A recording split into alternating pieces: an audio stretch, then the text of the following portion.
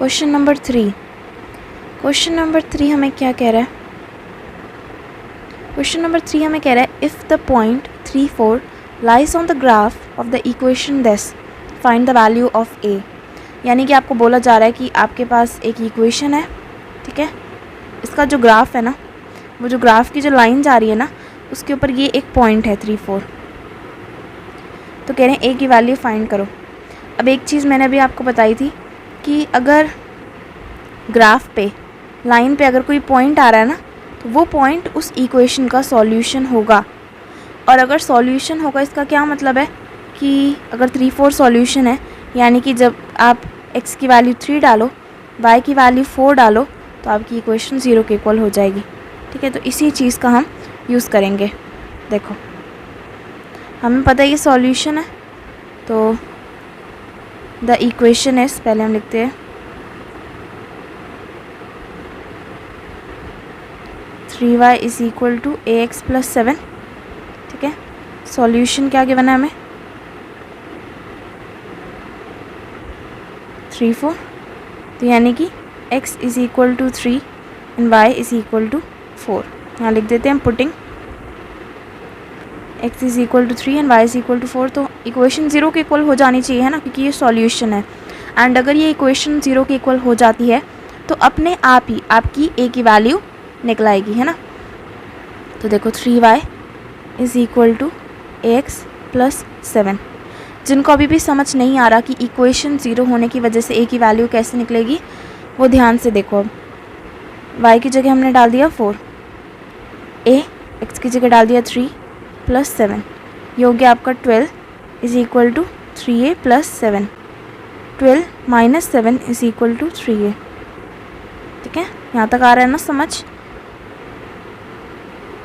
5 is equal to 3a, 5/3 is equal to a। ये देखो, ऐसे मैं बोल रही थी, a की वैल्यू आपकी निकलाई। एंड बस यही था इस क्वेश्चन में, और कुछ भी नहीं करना इसमें, बस ये हल्का सा करना था सॉल्व। ऐसा कोई क्वेश्चन आएगा अब आई एम श्योर कि आप ये सॉल्व कर लोगे। अब आते हैं क्वेश्चन 4 पे। क्वेश्चन 4 कह रहा है the taxi fare in a city is as follows. तो कह रहे हैं कि एक सिटी है एंड वहाँ पर जो टैक्सी का फेयर है, यानी कि टैक्सी जो चार्ज करती है पैसा आपको यहाँ से वहाँ ले जाने के लिए, वो कैसा है? For the first kilometre the fair is ₹8।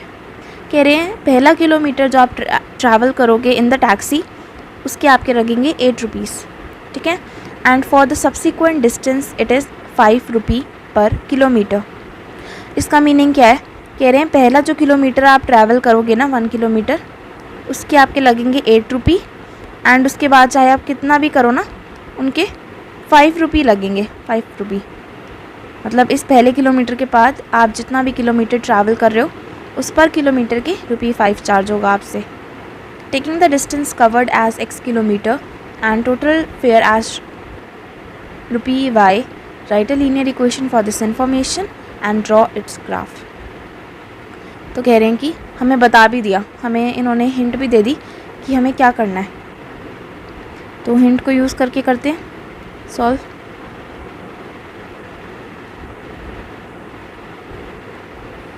यहाँ लिखते हैं आंसर 4। हमें इन्होंने हिंट दे रखी है कि take the distance covered as x kilometre. तो let the total distance covered be x kilometre and total fare यानी कि टोटल पैसा जो टैक्सी चार्ज कर रही है बी y किलोमीटर्स, ठीक है। क्वेश्चन समझ आया ना आप लोगों को? क्वेश्चन कह रहा है कि ये देखो, ये सपोज आपने ये पूरा डिस्टेंस ट्रैवल करना है, तो वो कह रहे हैं कि पहला जो किलोमीटर है ना, उसके आपके लगेंगे ₹8 एंड देन उसके बाद आप जितना भी किलोमीटर कर रहे हो, हर किलोमीटर के लिए ₹5 लगेगा। तो जैसे अगर आपको करना है ट्रैवल 5 किलोमीटर्स, है ना, तो पहले 1 किलोमीटर के लिए ₹8, सेकंड किलोमीटर के लिए 5, थर्ड के लिए 5, फोर्थ के लिए 5 एंड फिफ्थ के लिए भी 5, ठीक है। इनको आप ऐड कर लोगे तो आपका टोटल फेयर आ जाएगा, है ना। तो ये क्वेश्चन कह रहा है कि आप हमें एक लीनियर इक्वेशन बना कर दो। आपको क्वेश्चन तो समझ आ गया है, अब आप हमें बनाकर दो एक लीनियर इक्वेशन एंड देन उसका सॉल्यूशन निकाल कर उसका एक ग्राफ भी ड्रॉ करो। अब इसके अलावा हमें और भी चीज़ें पता है, वो भी लिख लेते हैं ना, एज गिवन कि fair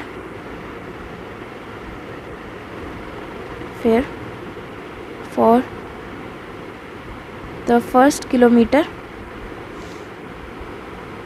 is equal to ₹8 and fare for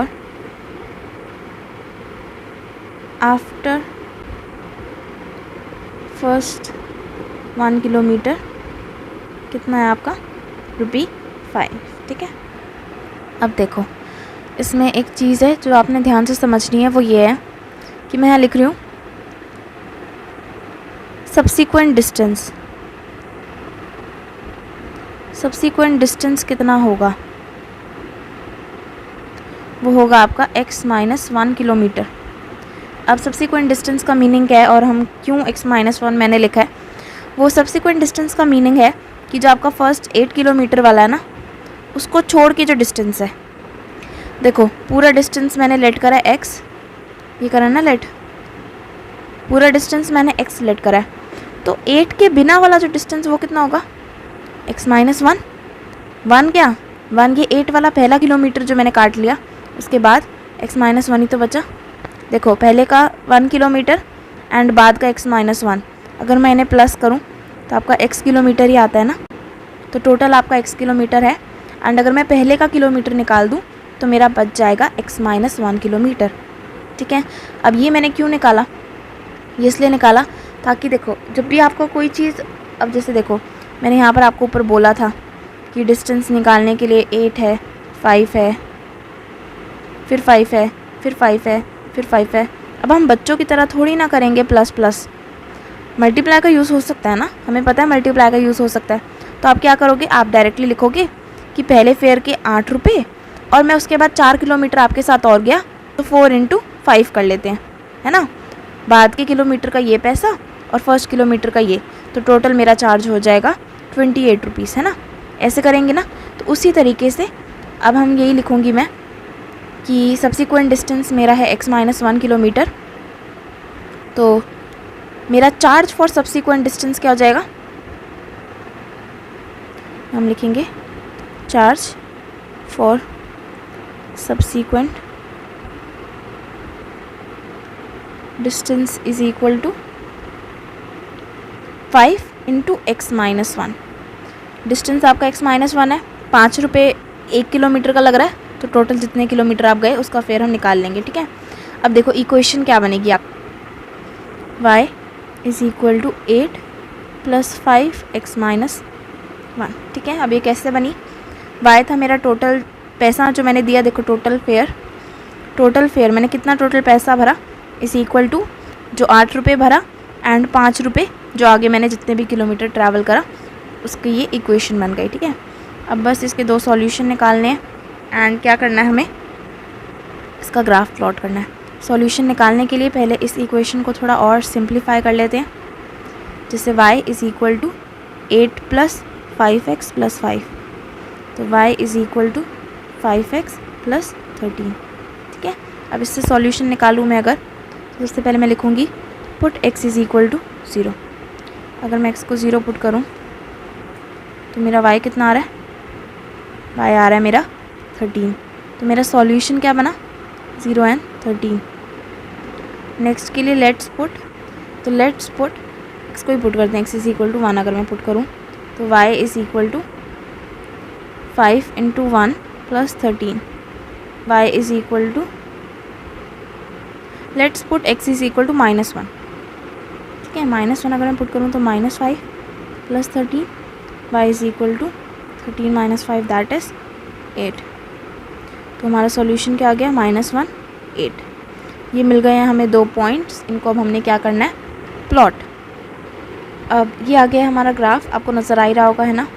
तो हमारा पहला पॉइंट हमें प्लॉट करना है, तो आपने देख ही लिया होगा वहाँ पर कैलकुलेशन मिस्टेक कुछ हो गई थी वीडियो में, तो इसलिए मैंने वहाँ पर दूसरे सॉल्यूशन साइड पे लिख लिए थे। आई होप आपने उन पे ध्यान दिया है, जो बोल्ड में सॉल्यूशंस लिखे हुए थे वही सॉल्यूशन है। ठीक है।